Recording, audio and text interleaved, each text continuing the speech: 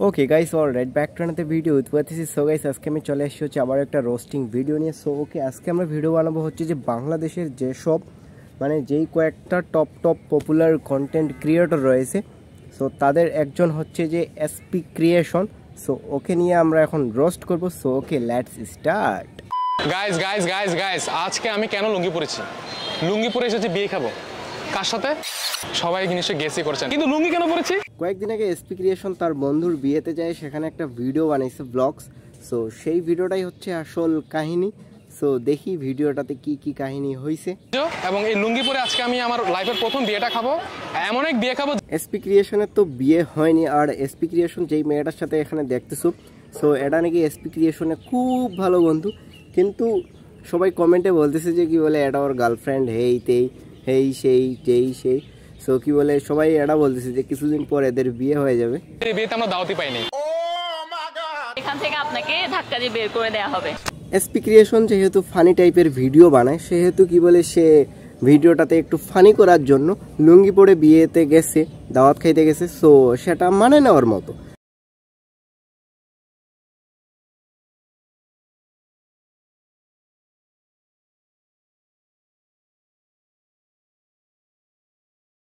তারপর বিয়ে বাড়িতে যাওয়ার পর কি বলে খাওয়া দাওয়া, ফ্রেন্ডদের সাথে আড্ডা দেওয়া, কথা বলা, মজা করা, এগুলা সব কিছু চলছে।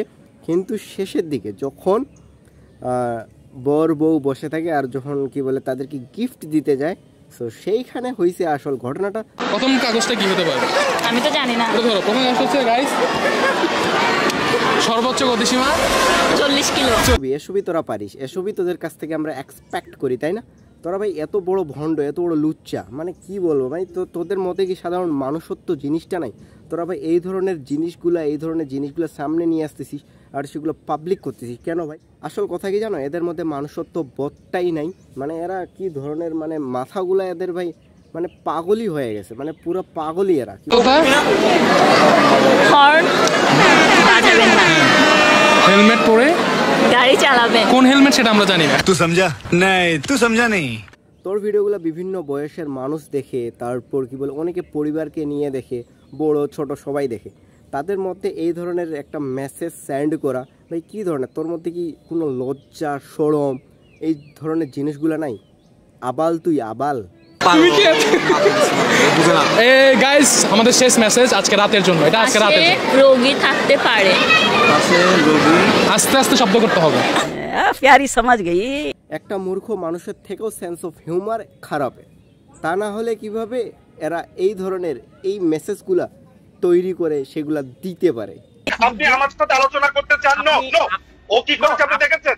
আরেকটা কথা বলি, সেটা হচ্ছে যে কি বলে বাংলাদেশের যে এই ধরনের কন্টেন্ট ক্রিয়েটরগুলো, ভাই আমি বাংলাদেশের যেসব অনেক কন্টেন্ট ক্রিয়েটরদেরকে চিনি না, তার থেকে আমি অনেক বেশি কন্টেন্ট ক্রিয়েটর চিনি ইন্ডিয়াতেও ভাই কি বলে অনেক ফানি কন্টেন্ট ক্রিয়েটর আছে, অনেকে অনেক ভিডিও বানায়, কিন্তু তাদের যখন ফ্রেন্ড বা কারো যখন বিয়ে হয়, আমি দেখি কি সুন্দরভাবে তারা যাচ্ছে, কি সুন্দরভাবে কোনো না কোনো উপহার দিচ্ছে। মানে ভিডিওটা দেখলেই মানে খুব ভালো লাগতেছে, একটা আনন্দ ফিল হচ্ছে। আর এদের ভিডিওগুলো দেখলে কি লুচ্চামি কন্টেন্ট, কি ভণ্ডামি ভিডিও, কি ধরনের। আপনার কি মনে হয় বন্ধুরা এদেরকে না পাবনায় নিয়ে যায় মেন্টাল থেরাপি দেওয়ার প্রয়োজন, সেখানে যায় যদি একটু ঠিক হইতে পারে। কিন্তু আমার মনে হচ্ছে যে সেখানে থেরাপি যাই কিছু দেওয়া হোক না কোনো, এদের মাথা ঠিক হবে না কোনো দিনও। এই ভিডিওটা যখন পাবলিক হইল, তারপর থেকে ট্রোলের বন্যা বয়ে গেছে কি, আর বন্যা বয়ে যাওয়ার পর কালকে কি বলে এসপি ক্রিয়েশন ভিডিওর পরে বলতেছে আপনি যদি সত্যি ক্ষমা চাইতেন তাহলে ভিডিওটা ডিলিট করে দিতেন। আমি ভিডিওটা এডিট করে মানে ওই অংশটা কেটে ফেলছি, এই ভিডিওটা ডিলিট হয়ে গেছে অলরেডি। তো চাই না যে কন্ট্রোভার্সি হোক। আমি আচ্ছা আপনাদের কি মনে হয়, যদি জানতাম এই ভিডিওটা নিয়ে এত কিছু হবে, মানুষ আমাকে গালাগালি করবে, ফ্যামিলি নিয়ে কথাবার্তা তুলবে, খারাপ হবে জিনিসটা, যদি আমি একটু আঁচ পাইতাম, জেনে বুঝে কেউ কারো ক্ষতি, আমি আমার পাগলও তো নিজের ভালো বুঝে। এটা জানার বা না জানার কোনো জিনিস না, এটা সাধারণত নিজের ভিতরেই আসবে, ভিতর থেকেই আসবে যে কি বলে এই ধরনের ভিডিওটাই বানাতে পারবো না, এই ধরনের ভিডিওটাই বানাতে পারবো না, এই ধরনের ভিডিওটা বানা যাবে, এই ধরনের জিনিসগুলো তোর মাথায় আসতেছে না। আসবে কি করে ভাই? তোর এই ধরনের জিনিসগুলো তোর মাথায় নেই, তুই পাবনায় যায় চিকিৎসা নিয়ে। আমি জানতাম না আসলে আমি এই জিনিসগুলো যে হবে, এটা আমি জানতাম না, এবং না জানার কারণে এটা হয়েছে।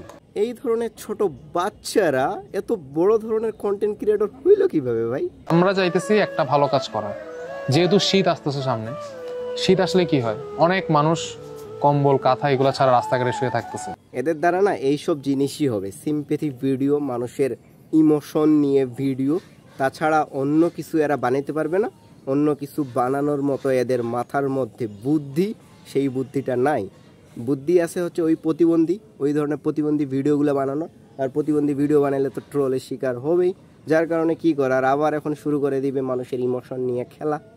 ওকে গাইস, এসপি ক্রিয়েশনকে নিয়ে আমরা ভিডিও এখানে এন্ড করি। এই ধরনের ভণ্ডামি করতে থাকবে, লুচ্চামি করতে থাকবে, আর বেশি লুচ্চামি হইলে তারপরে শুরু করে দিবে সিম্প্যাথি ভিডিও।